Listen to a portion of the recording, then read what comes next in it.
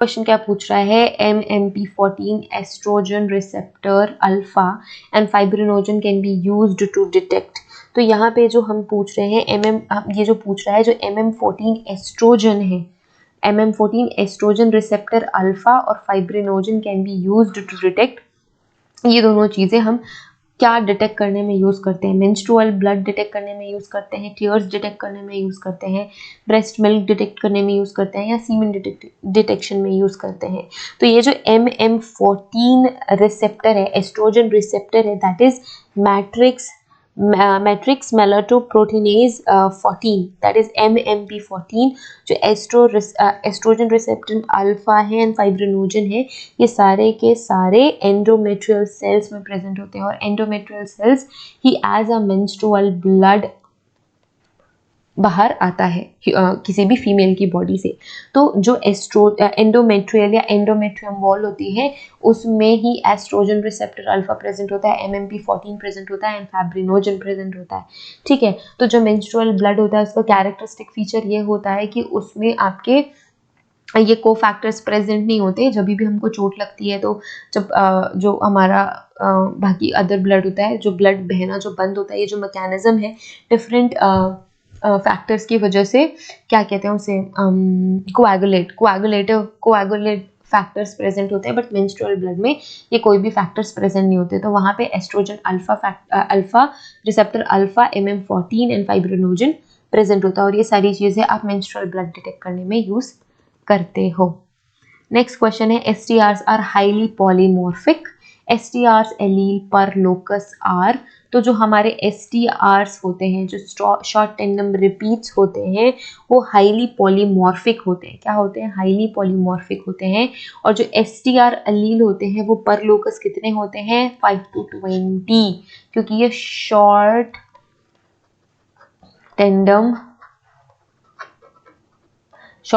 Repeats हैं। तो short tandem repeats के जो एलील है वो 5 से 20 के आसपास होते हैं। ठीक है, और ये बहुत ज़्यादा पॉलीमॉर्फिक होते हैं। नेक्स्ट क्वेश्चन पूछ रहा है, the most widely used polymorphic serum protein, polymorphic serum protein for identification before DNA profiling was there।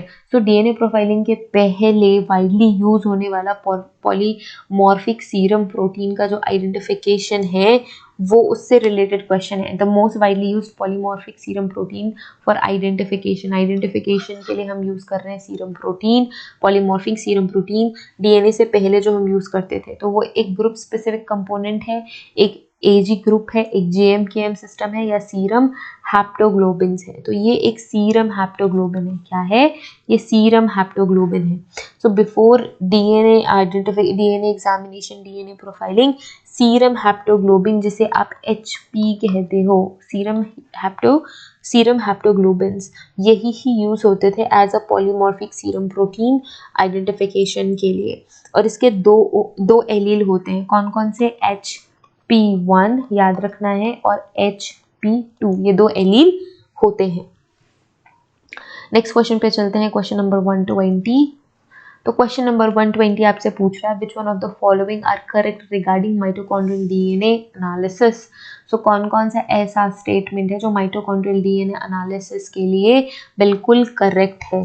तो कौन कौन सा करेक्ट है? Okay, so mtDNA has 569 base pairs. तो ये कह रहा है कि जो माइटोकॉन्ड्रियल डीएनए है वो 16,569 बेस पेयर्स के होते हैं। बिल्कुल करेक्ट, ये बिल्कुल करेक्ट स्टेटमेंट है। सेकंड स्टेटमेंट क्या कह रहा है? Each mitochondria contains 10 to the power 5 mitochondrial DNA strands. तो ये नहीं है करेक्ट। ये ज़रूरी नहीं है कि हर एक mitochondria 10 to the power 5 mitochondrial DNA strands contain करे। नेक्स्ट है, mitochondrial DNA is divided into 2 hyper variable regions, that is HVR1 and HVR2। बिल्कुल करेक्ट।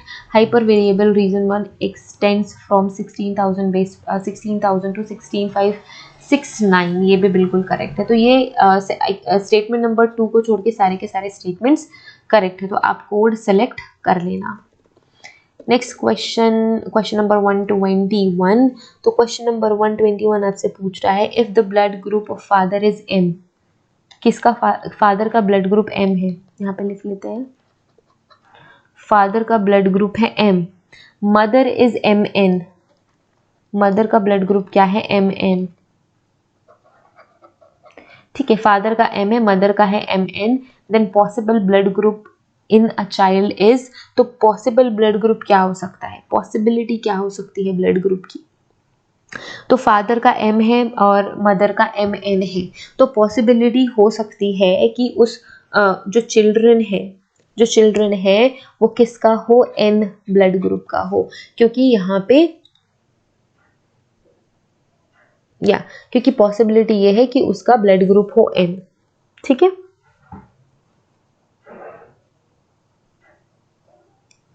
वेट अ मिनट, अगर फादर का है M, मदर का है M और N, एक मिनट, फादर, ये भी मैं इरेज ही कर देती हूँ, आपने पढ़ तो लिया ये स्टेटमेंट,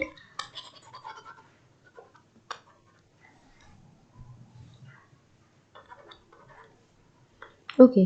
फादर का क्या है, फादर का है M और मदर का है MN, ठीक है, तो पॉसिबिलिटी क्या है M और M, यहाँ पे भी M आएगा, यहाँ पे N आएगा, तो पॉसिबिलिटी आपकी है M भी हो सकता, MN भी हो सकता है और M भी हो सकता है, बोथ, ठीक है, जरूरी नहीं कि M ही हो, कुछ भी, कोई भी अलील डोमिनेट कर सकता है, अगर फादर का M है और मदर का MN है तो M भी हो सकता है, MN भी हो सकता है और N भी हो सकता है, सारी पॉसिबिलिटीज हैं कि चिल्ड्रन का ब्लड ग्रुप हो सकता है M, MN और N, ठीक है। नेक्स्ट क्वेश्चन पे मूव करते हैं, क्वेश्चन नंबर 122।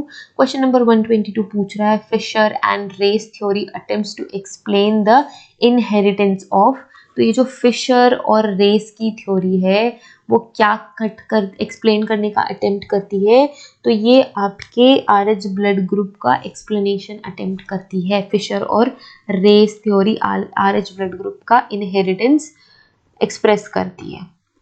नेक्स्ट क्वेश्चन है असर्शन रीजन क्वेश्चन नंबर 123। तो 123 का असर्शन कह रहा है defence wound are usually found on hands, जो डिफेंस वुंड हैं वो ज़्यादातर हाथ में पाए जाते हैं। Most attacks are done by upper limb rather than lower limbs, so ज़्यादा से ज़्यादा अटैक्स हैं वो हमेशा अपर लिम्स से होते हैं as rather than lower limbs, तो लोअर लिम्स जनरली लोग यूज़ नहीं करते हैं, ऐसा कह रहा है, ठीक है। तो आप जब भी कोई आप पे अटैक करेगा तो आप अपने हैंड्स के अपने हाथों से डिफेंस करोगे, ठीक है, आप अपने हाथों से खुद का डिफेंस करोगे, तो आपका जो हैंड का सामने वाला हिस्सा है, जो अल्नार रीजन है, वो सामने जाएगा और वहाँ पे वुंड जाएंगे, तो डिफेंस वुंड यूजुअली हैंड्स में आते हैं, बिल्कुल करेक्ट स्टेटमेंट है, true statement. Most attacks are done by upper limbs rather than lower limbs, ये भी ट्रू है, ठीक है, ये भी ट्रू है, most attacks are done by upper limb rather than lower limb, upper limbs से ज़्यादा अटैक्स होते हैं as compare to the lower limb, but ज़रूरी नहीं है कि सिर्फ और सिर्फ अपर लिम्ब से ही हो, लोअर लिम्ब से भी हो सकते हैं, और आपके जो लोअर लिम्ब पे हैं उस पर भी डिफेंस वुंड आ सकते हैं, तो both assertion reason are true but reason is not a correct explanation for assertion, ठीक है, दोनों सही है एक हद तक, लेकिन जो रीजन है वो उतना रेलेवेंट नहीं है असर्शन के लिए, that's why it's not a correct explanation for assertion. Next question में आपने क्या करना है, नेक्स्ट क्वेश्चन में आपने करना है मैच, लिस्ट को मैच करना है, ठीक है, तो यहाँ पे आपके पास है fibre, alcohol, DNA and soil, तो यहाँ पे है capillary electrophoresis, pH meter, microscopy, gas chromatography, बहुत इजी मैच द फॉलोइंग है।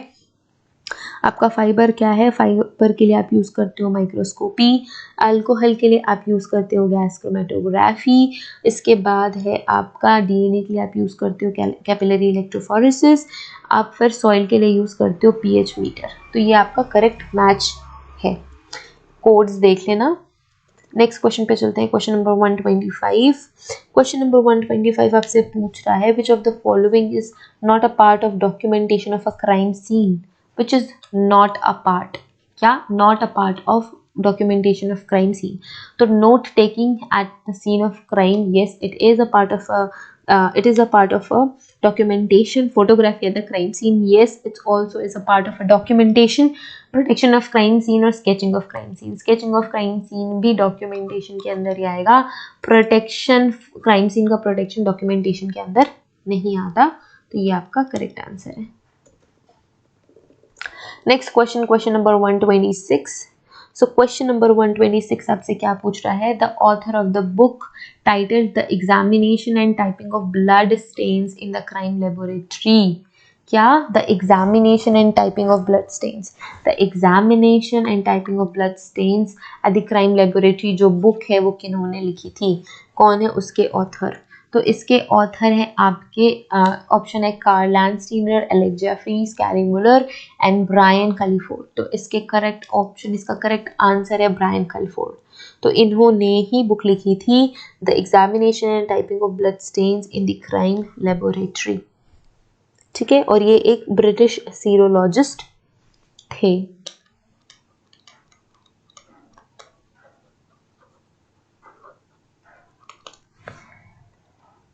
नेक्स्ट क्वेश्चन पे चलते हैं। Blank should be able to demonstrate every single step undertaken to ensure traceability and continuity of evidence for crime scene in the court room.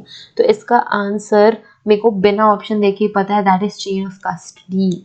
क्या है? Chain of custody. Chain of custody हमेशा आपको maintain करके रखनी होती है ताकि आप डेमोन्स्ट्रेट कर सको हर एक स्टेप कि कैसे आपने उस एविडेंस को ट्रेस किया और कैसे उसे क्राइम सीन से कलेक्ट किया, प्रोसेस किया, सारा कुछ आपको हमेशा हमेशा आपको क्या करना चाहिए, करना होता है। चेन ऑफ कस्टडी में आपको ट्रेस करना होता है, मैनेज करना होता है, और आप जब भी आपको अगर वो डेमोन्स्ट्रेट करने बोले तो आप डेमोन्स्ट्रेट कर सको, ऐसा आपको रखना होता है सारे एविडेंस और क्राइम सीन की चीज़ों को। So that is chain of custody. ठीक है, किस किस के पास वो एविडेंस था, कैसे कैसे गया, कैसे आपको मिला, ये सारी चीज़ें आपको चेन ऑफ कस्टडी में मेंटेन करके रखनी होती हैं। यहाँ पे भी आपको लिस्ट फर्स्ट को लिस्ट सेकंड से मैच करना है।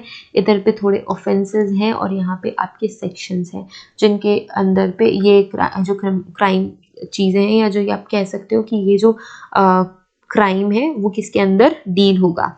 तो फर्स्ट है सुसाइड। तो सुसाइड डील होता है सेक्शन 309 आईपीसी के अंदर, सॉरी या 309 आईपीसी के अंदर।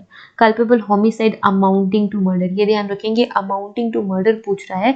तो जो अमाउंटिंग टू मर्डर है वो 300 आईपीसी, जो 300 आईपीसी होती है वो डील करता है अमाउंटिंग टू मर्डर, और जो नॉट अमाउंटिंग टू मर्डर है वो सेक्शन 299 आईपीसी पे आता है, जो कि नॉट अमाउंटिंग टू मर्डर है। ठीक है, फिर है कॉजिंग डेथ बाय नेग्लिजेंस। तो जो कॉजिंग डेथ बाय नेग्लिजेंस है वो आपका सेक्शन 304A आईपीसी में आता है, सेक्शन 304A आईपीसी। ठीक है, 304A के अंदर पे आईपीसी के अंदर पे आईपीसी सीआरपीसी का ध्यान रखेंगे, बट यहाँ पे ऑप्शन में सारे ही आईपीसी है तो थोड़ा आपको यहाँ पे एडवांटेज है।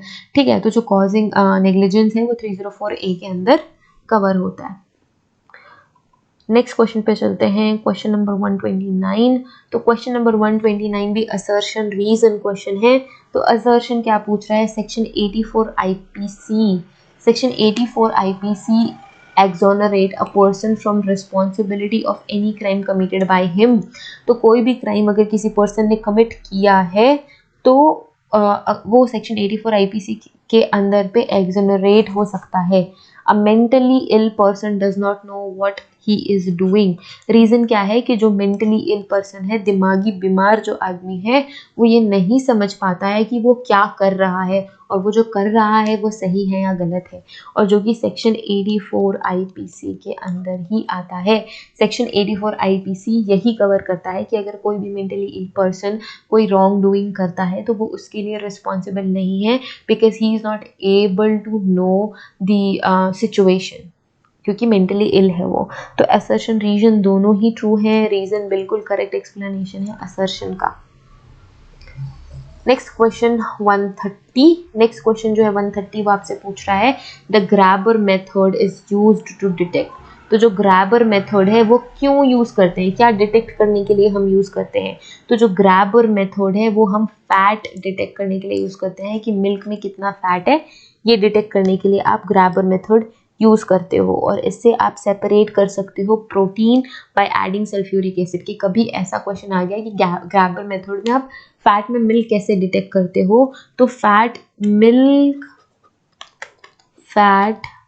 can be separated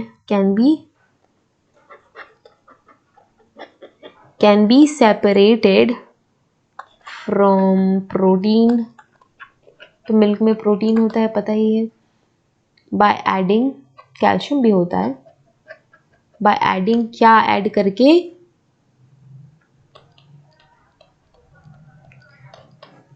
sulphuric acid add करके आप सेपरेट कर सकते हो. ठीक है. एंड ये है हमारा 130th क्वेश्चन, 130वां क्वेश्चन. नेक्स्ट जो 20 बचे हुए क्वेश्चन है वो हम नेक्स्ट सेशन में कर लेंगे. यहाँ पे एक ब्रेक ले लेते हैं. अगर इन सारे क्वेश्चंस में कोई भी डाउट हो तो वो सारे क्वेश्चंस आप पूछ लो, ताकि कोई डाउट ना रहे. तो कभी भी एग्जाम में कैसा भी क्वेश्चन आए तो आप उसके लिए प्रिपेयर रहो. ठीक है. तो नेक्स्ट के जो 20 क्वेश्चन है 131 से 150 के, वो हम नेक्स्ट वीडियो में कवर कर लेंगे. तब तक के लिए आप ये वाला लेक्चर करो, पढ़ाई करो, चीज़ों को एक्सप्लोर करो और एग्जाम क्लियर करो. Okay, have a great day ahead. See you in the next class. Bye.